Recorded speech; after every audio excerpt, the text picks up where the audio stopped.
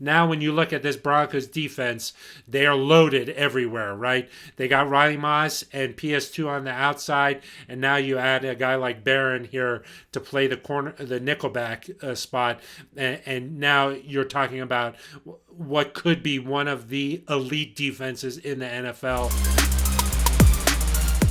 Hello, and thank you for joining us here on Broncos and Bourbon Draft Edition. It's the first round of the NFL Draft, and the Broncos made a surprising choice here.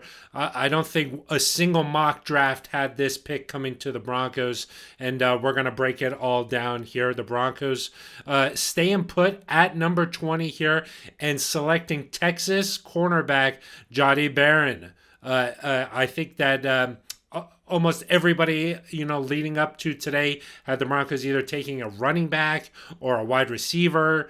And as the draft progressed here on Thursday night of the first round, the Broncos really had their choice here of Omarion Hampton, the running back from UNC, or Travion Henderson, the person who I predicted going to the Broncos, the running back from Ohio State.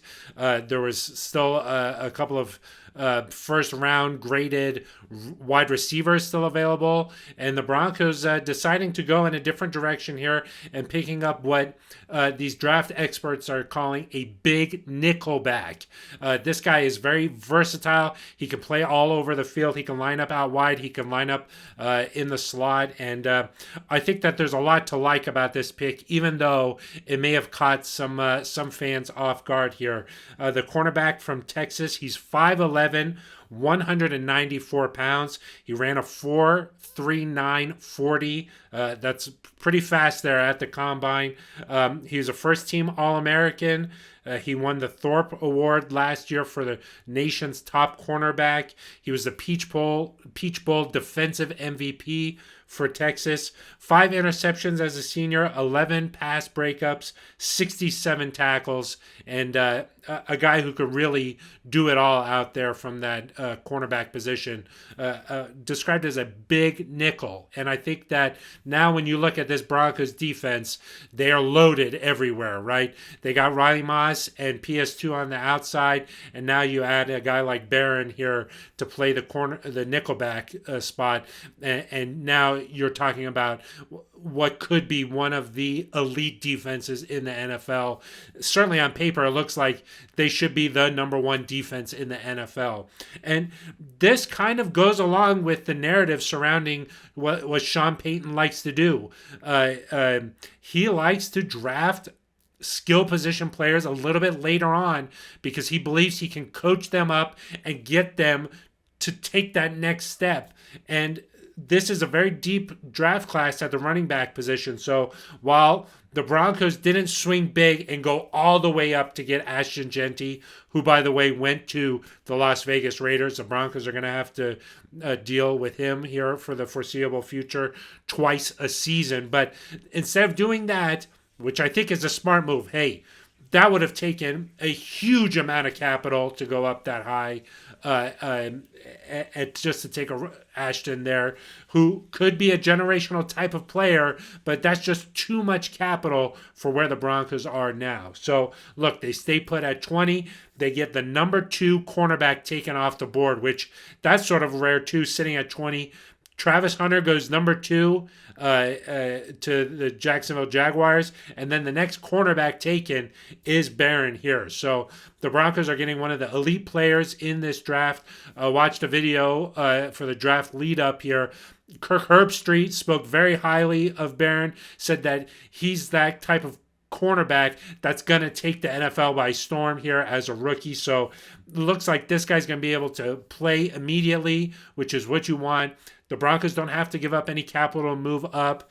And if they were really in love with one of these running backs, they could have taken him here or they could have traded back. But instead, they go on the defensive side of the ball. And now the Broncos are looking like they should have one of the elite defenses in the NFL next season. So Jahdae Barron, the cornerback out of Texas, 5'11", 194. He's a big dude here. 67 tackles last year as a senior. First-team All-American. Thorpe Award winner as the nation's best cornerback. There's a lot to like about this guy, even though you might be saying, hey, Why did they go defense? Didn't they just add a bunch of free agents on the defense side of the ball? Wasn't that their strength last year? What about helping Bo Nix? Look, the draft is just getting started here. The Broncos could still do a lot of other things here, and they could be, they could still maybe get one of these elite running backs. They could still do that. Just because they didn't do that with their first pick in the draft doesn't mean that those guys are gone. And I think that, this could be a surprise. But you know what? The thing about cornerback, we saw this when Riley Moss got hurt.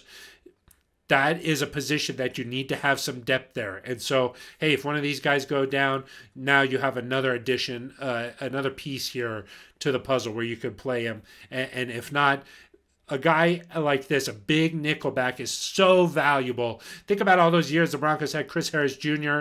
and what he was able to do and the nightmare he was for opposing offenses.